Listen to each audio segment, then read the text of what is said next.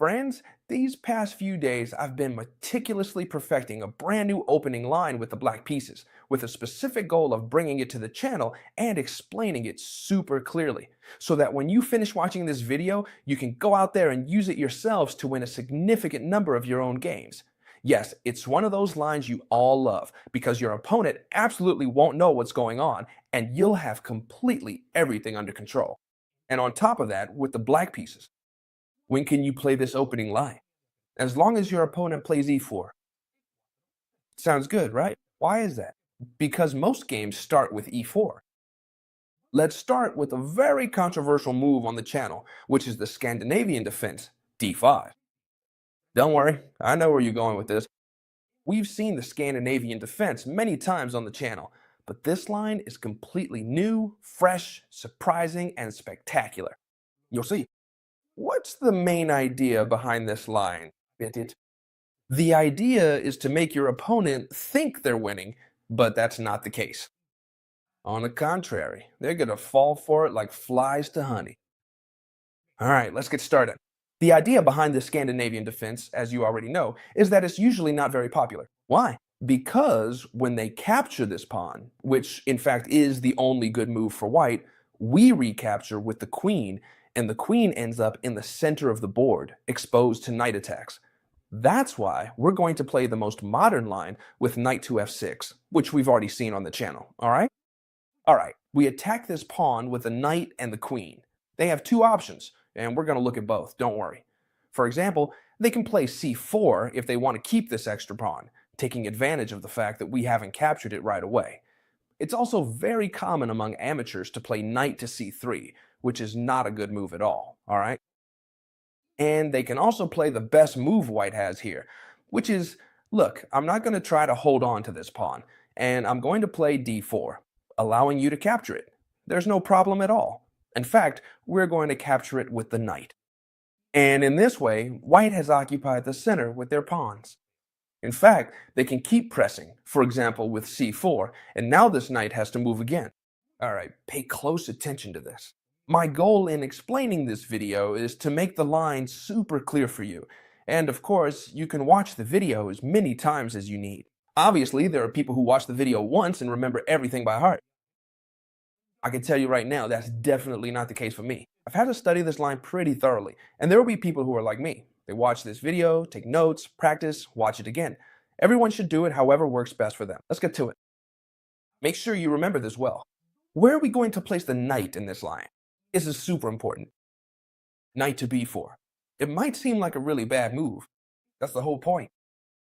The idea is that here, there's a move for white that, if they think about it a bit, they'll realize it looks like a winning move. And the move is the following. Queen to a4. They check us and put pressure on our knight. What do the white pieces think here? If here you block with the queen or the bishop, I win a knight. That's what they're thinking, right? But what happens? If they bring the knight back, I push with d5 and also win the knight. And if they try to defend it with knight to c6, I still win the knight. So here, chess teacher, I'm not lost at all. Relax, trust me. The idea behind this line is that we're actually going to play knight to c6. This is our move, all right? It might look like we're shooting ourselves in the foot, because it's true that now these two knights are over defending each other, and they're attacking one, and now they can attack the other. They pin one knight, and if we move it, we'd lose the other, but we can't even move it because it's pinned. What do I do here, chess teacher? It seems impossible. Well, this position would be losing, listen to me carefully, this position would be lost for the black pieces unless there was the move b5. No one saw it coming. An incredible and strategic move that gives us a distinct advantage in every single line. And I'm going to show you how to win no matter what the white pieces do. First of all, they can take the pawn either with the c pawn or with the queen. The most common thing is for them to capture this pawn because, for example, if they take this knight, they lose the queen immediately, right? So it seems like there's no other option. Every single time I've played this line, they've always captured this pawn, which is obviously what they have to do. For example, let's start by seeing what happens if they capture it with a pawn. All right, if they take this pawn with their pawn, what we need to do is the following. Pay attention, okay? Bishop to f5. Because bishop to f5, well, everything has its explanation. We counterattack the c2 square. What's our idea? Obviously, to get a knight to c2 with check and take the rook. So here, they have several options again. One would be to accept the exchanges and capture this knight, and the other would be to defend the c2 square. As always, we're going to look at all the options, because I'm going to teach you how to win with all of them. That's the idea of this video, that nothing slips by us and that every time you play this line, you win. For example, let's start by saying what happens if they capture our knight with the d-pawn. It's very simple. If they capture our knight with the d-pawn, they've immediately lost the game. Why? Because we have the wonderful move bishop to c2, which creates a fascinating double attack. The first attack is on the queen, and the second is chess teacher. When they take my knight or move the queen away, what do? Well, look, this queen will come to d1 and deliver checkmate. Therefore, they simply can't capture. Capturing the knight with the pawn on the d file, because we would just immediately checkmate with the bishop to c2, or if not, we would successfully win the opponent's queen. What happens if they capture my knight with the other color? Another very common question, obviously. The idea here is that we're going to continue as follows. Knight to c2, check, and I'm going to take the rook. Try to understand all the concepts I'm explaining to you, and not just the moves by heart. It's great to memorize, that's fine, but if you understand, you can come to conclusions on your own. Well, let's see, they have to move the king because it's check, and I take the rook, right? I'm going to take the rook, just like that. And the idea is that now the white pieces can do several things, but we're attacking so many at once that they can't defend them all. Key idea. We're coming in, for example, with queen takes d5 check. We're bringing out the knight, we're coming in with the bishop check. For example, the most common move I've seen here is knight to c3, developing a piece and defending the square. And for instance, bishop to c2 gives check and I take the queen. So, for example, if they try to move the queen away, we could come in with queen takes pawn, check. If they try to defend everything, which can't happen if they're really clever, and say, for example, well, here they can't because the knight is there, but I say, okay, then I'll just position myself over here on the b5 square where you can't check me and take my queen, and where I also defend this point here. Simple. We still go in with the bishop, bishop to c2, check. The king has to move, and now, if you want, you can take the knight. Could you have taken the knight right away? Yes, that would also be a good idea. As a reference, I'll tell you that it's better to leave the king here on e1. That way we keep him as far away as possible so we can later develop this knight, which might end up trapped. But anyway, it would also be possible to just take this knight directly. And as you can see, we have a clean extra rook. In other words, that's enough of an advantage to win the game. Therefore, we've just seen that both pawn takes knight and pawn takes knight lose the game. Do you understand? All right, this king is here. Let's put it in the right place. So, if it's not a good idea to take this knight because the threats we create with the bishop and the knight on c2 are too strong, what happens if instead of attacking, they try to defend? That can happen to us, right? We have to keep a very tight control over this line of knights. All right, simple. We have a lot of threats. Are we going to retreat the knight? No. Queen takes d5. Careful, the knight is going wild. Queen takes d5. A very good move, and practically already winning. Let me explain. Here they have a lot of options, right? Which one would probably be the most popular, or the most normal, that they take a knight? Why? Because now they have this well defended, and it seems like there's no other attack. If they take the knight, we're going to play the line I'll show you next. If, for example, they simply decide to defend over here, I can take on g2. If they decide, for example, to defend the king a bit with the knight, we could continue with knight to d3 check, and this would be practically unstoppable, because when the king moves away, we can take here with a discovered check. Literally, they have no more logical options than to take this knight, okay? You can check it for yourselves, and then chess teacher, what do I do now? Because of course, I'm down a knight, yes, but the path to victory is forced. We'll continue with queen to e4 check. They have to block, and the idea is that no matter how they block, you'll see now that it doesn't matter at all, because our idea is that now this queen on a4 is left completely undefended. And with a knight jump, knight to d3 check, we're delivering a discovered check. Do you see it? and I'm going to take the queen, so I'll have an extra queen.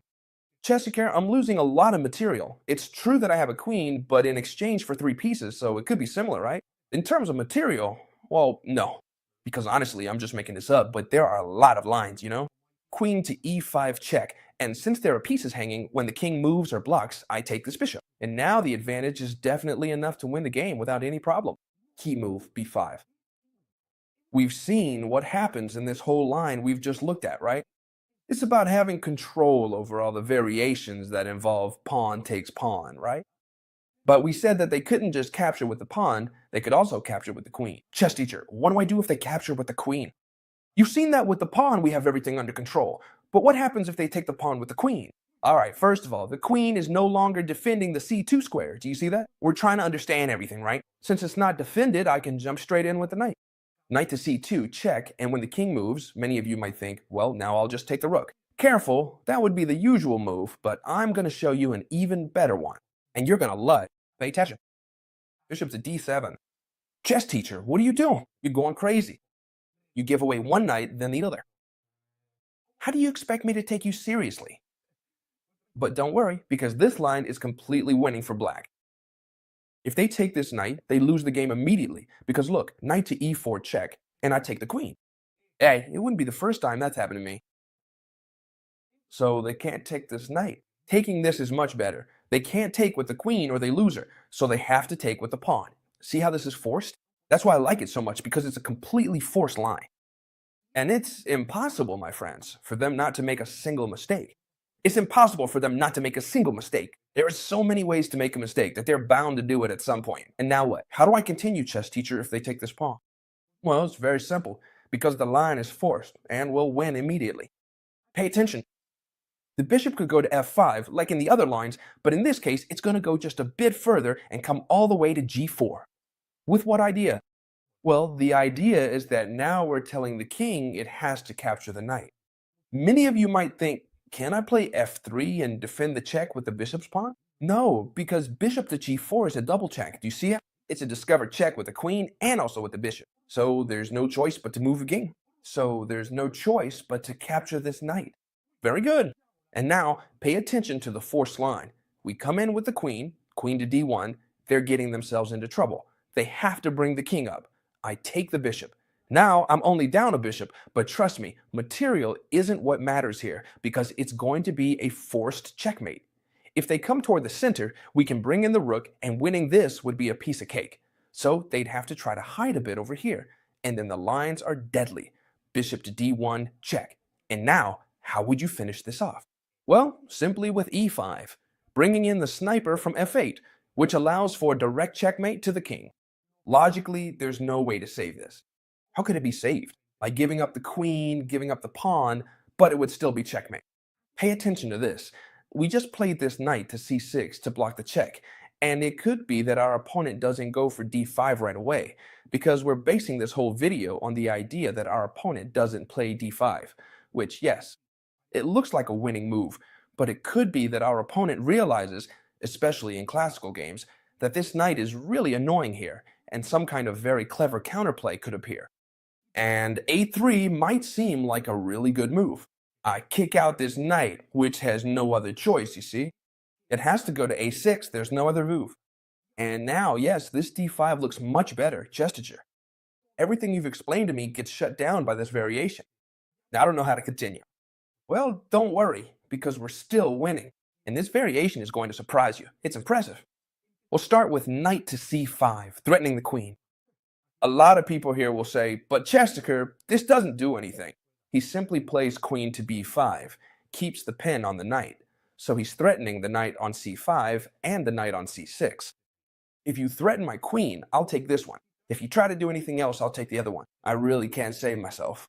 Well, here, there's a move that's almost impossible, I'd say, for anyone to find, because it's a pure engine move.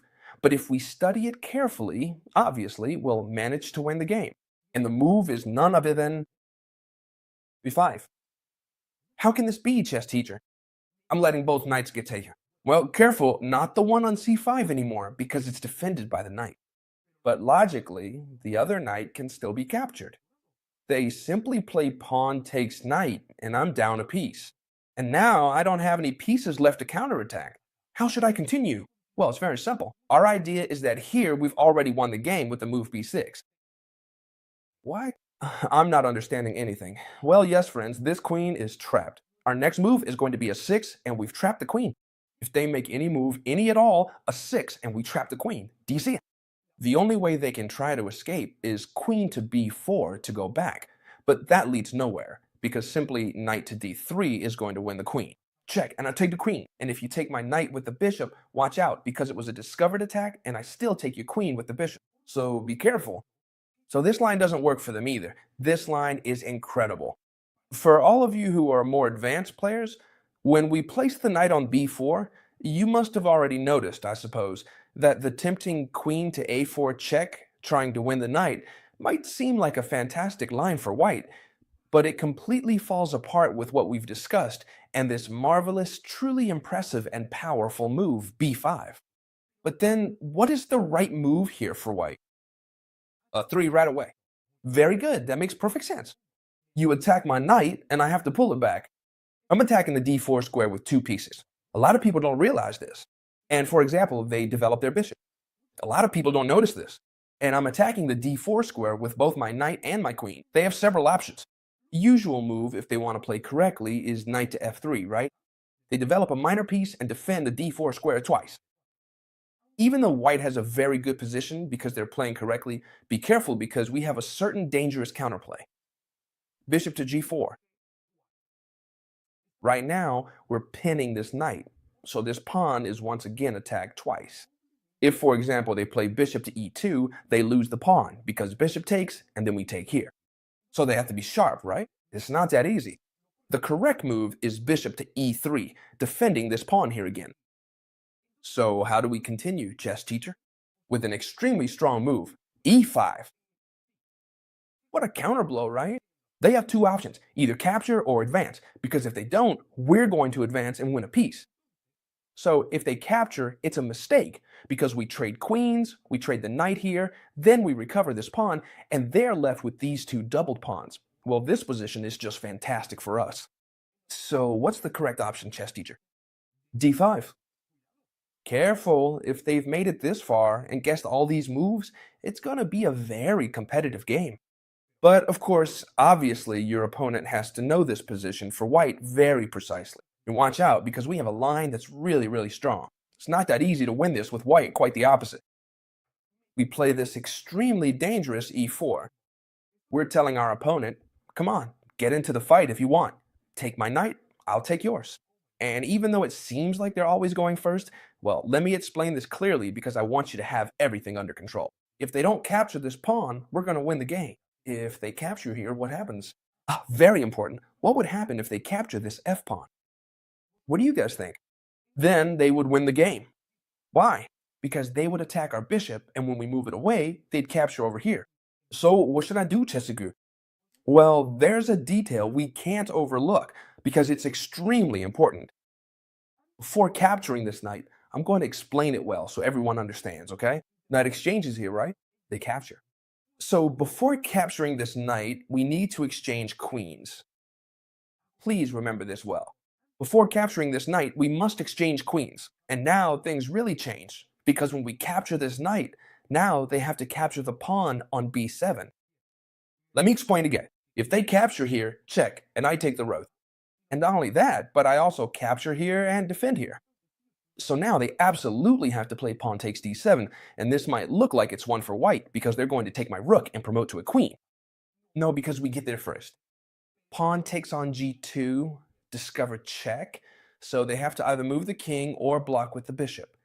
Maybe it's better to move the king because that way we don't capture with check. And when we capture here, we promote, a queen. And a queen that also defends this pawn. No matter if they promote over here, we capture, and if we count the position, we have a queen up. Therefore, it's not at all easy to play this position, no matter how well the white pieces defend themselves. It's a dense video because we explain a lot of lines, but if you really learn it well, save this video, because if you know it well, you can win a lot of games with the black pieces. Very good video. Pay close attention, please, everyone who really wants to improve, seriously, because what's about to come out is what I've been talking about for a while now, okay? What we've prepared with Grandmaster Mauricio Flores, who is, in my opinion, one of the best grandmasters in Spanish speaking chess, and of course, also in English speaking chess, since he lives in the United States. Make sure you really study it because he put a ton of work into it. Well, I don't want to talk anymore, but please pay close attention. If you haven't subscribed to the newsletter yet, make sure to do so. There's a link down below in the video description. That way, you'll be the first to find out about what we've prepared for you with Grandmaster Mauricio Flores. It's incredible. I can honestly say, hand on heart, that this is the best thing we've ever put together at Chess Teacher. I can promise you that, and you'll be able to see it for yourselves. I hope you love this video. Make sure to save it, or you might not find it later. Give it a big like if you enjoy videos like this, and we'll see each other tomorrow. Don't ramble on, Chess Teacher. See you in the next video. Goodbye.